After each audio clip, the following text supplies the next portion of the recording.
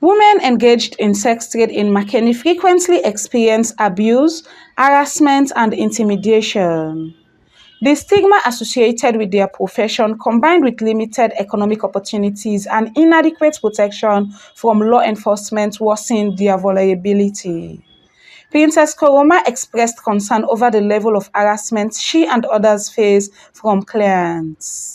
As me can get, I can get a lot of stigma cases where they can am office on a road, where the sex workers they can man they can violate them, they don't pay them, beat them, and if the most of ground they can do like them 14, 13, 16 years, 17 years, and they can do their violation there. So like they can even take them purse, them phone at their hand, put them on finished building, take them clothes, soak I say water, then soft them, they can wound them, then as the end they can go to police station, police can give them medical paper. But because they don't get money for go endorse when at 150 news, that they make the case not even go before. This raises questions about the Sierra Leone police response to physical violence against sex workers.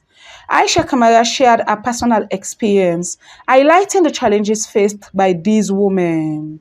They face beaucoup challenges, beaucoup difficulties, advantage beaucoup, especially to man them, where we dey hustle, they know say this an hustler, they no get respect for it. And say we know to the married woman in house. Some they go hustle to them. They force it, they make that fine.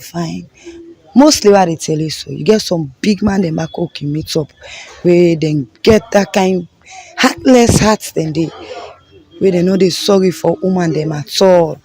The Sierra Leone police acknowledge these issues and assert that efforts are on the way to enhance protections. According to Sergeant John Abbas Kamara, police media officer for the Northern Region, there has been a reduction in reported cases of violence against sex workers. But sometimes, and when these issues happen, it has to do with what we say, and the arrangement is not properly and work well. Some will tell you that, and go in, I'll pay you this amount. At the end of the day, things change. Some, like you said, some normally misses their properties, and one way or the other. But when short incidents be normally reported to the police, we ask them to wait so that they'll pass the night.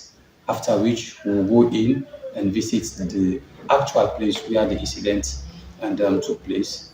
Then we'll make sure that we intervene. And if during the course of the investigation we came to realize that yes, indeed, these things has happened, then we have another measures that we normally take. Fatmata Kamara described drug addiction as a crisis. According to her, they have turned to substance abuse as a coping mechanism. They therefore called on government and NGO to improve their lives and abandon the sex trade.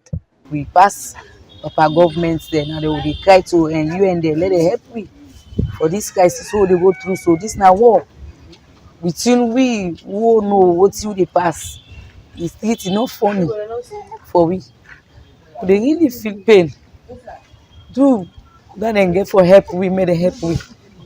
Papa government where would they pay una for put hand on this problem. This a big crisis. When man they go into drug no more. We no dey for let person they will go console you. As they see you, they say that if you know this. So some of them they frustrate we. And then they make we they go into drugs. So we not get nobody where they draw we. For long we get shelter, we get medication, food no dey. Local organizations, including RODA, corroborate these findings, noting a significant increase in HIV and AIDS cases in the region, particularly in Mabruka. Arun Rashid Koroma, Executive Director of RODA, stated that his organization provides support and healthcare services to key populations at high risk of HIV and AIDS and other health issues. To prevent HIV from this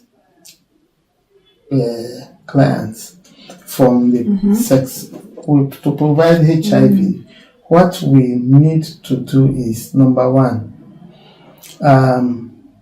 we are also providing PrEP. PrEP is a medication that we give to sex workers that, if even that can prevent you from getting HIV. They cannot prevent you from getting other STIs, but they can prevent you from getting HIV 90%. So we are providing PrEP to these sex workers. And the demand for PrEP is really, really high amongst these young people that are really involved in this sexual behavior. The call of these women is for economic empowerment so that they would live a better life.